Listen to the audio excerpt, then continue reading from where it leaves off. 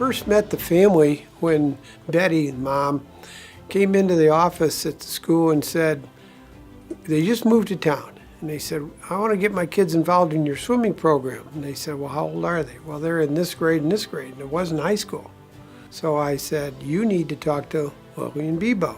Here's her number at Rockford Marlins. They swam for me for several years, all the way through high school until they got to college. Scott and Steve were very unusual brothers because if they fought at home or not in front of me. They were complete competitors, but they rooted for each other. They actually worked towards the betterment of both of them.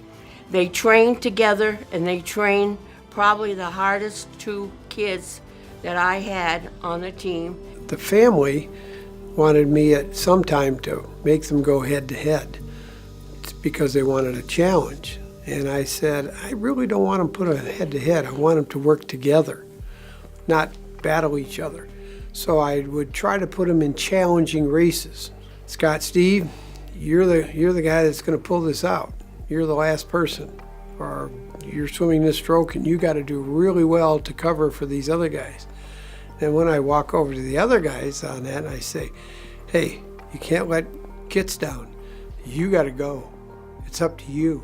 You know how fast he is. He's not going to be able to drop. You're the guy that has to drop the time. So they weren't competing head-to-head a lot, but whenever they did, it didn't matter who won.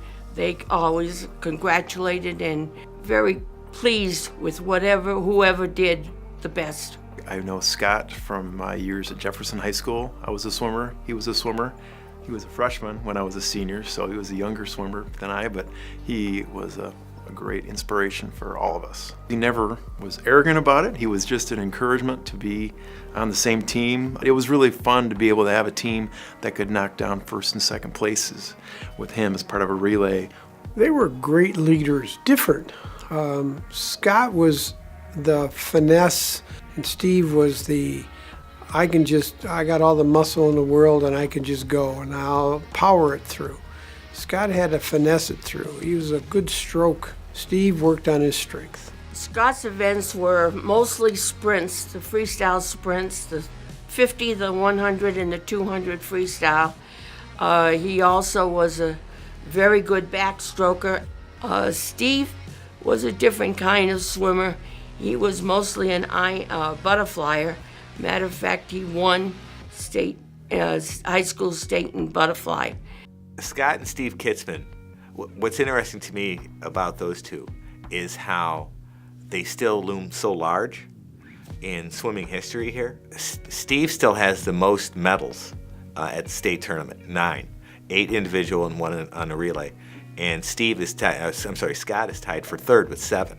You know, Steve won the 2 state titles, and he was the first person in conference history to win multiple state titles in one meet since 1951. He was intense, but he had a fun side of that too. So he would be working out with us and the team in the pool, and we'd always have time between sets, and he would be encouraging or fun. I think his demeanor he expected excellence out of himself, but it really was not like looking down on anybody else when he really was a superstar swimmer. And they both pulled the team along. They brought people along with them. When Steve was a freshman, there was 2 freshmen out for the team.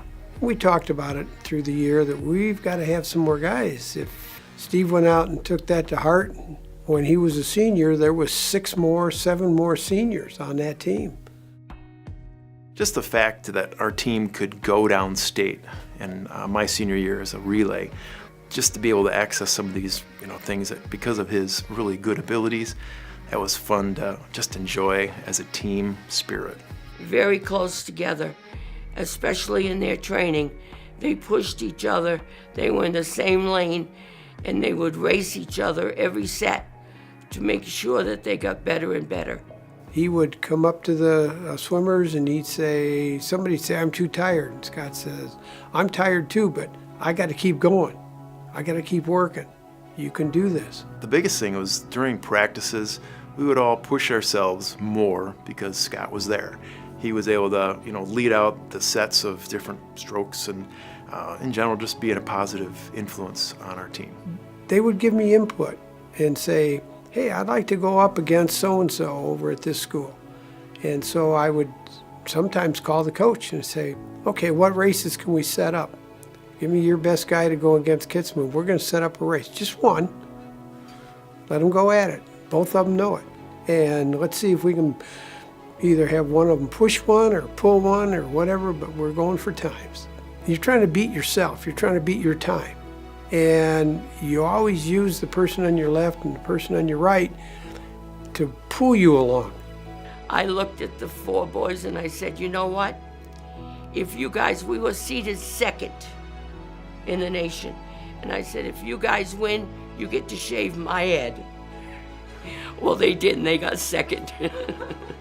You wanted to do your best so they wouldn't be too far behind Scott.